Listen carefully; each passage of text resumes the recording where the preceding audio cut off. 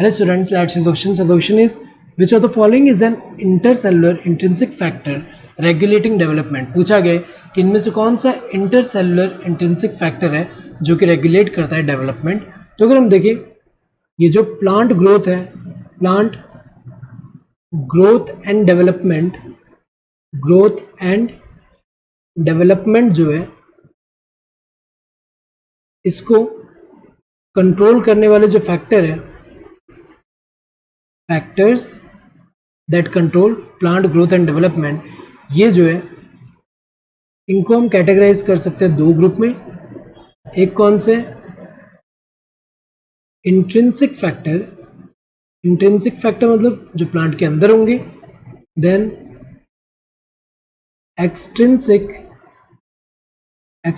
में कौन सा आएगा जो प्लांट के बाहर है. तो अगर हम देखें यहाँ पे इंट्रिंसिक में कौन सा आता है, एक तो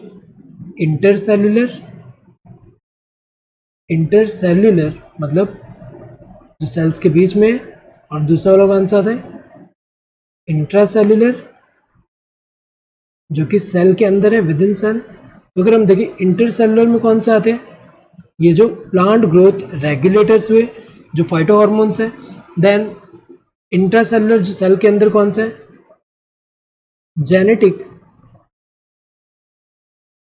कॉन्स्टिट्यूशन, मतलब यहाँ पे एक तरह से जेनेटिक फैक्टर कह सकते हैं. देन एक्सट्रिंसिक में कौन सा आता है, जैसे कि लाइट हुआ, temperature, then water, oxygen,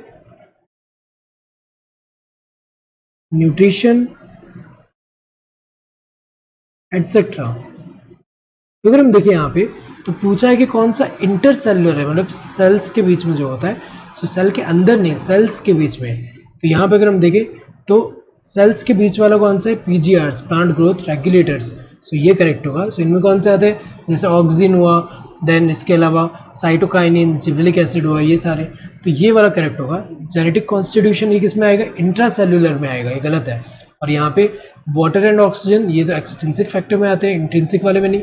so correct answer would be the second one. Hope you understood the question. Thank you and all the best.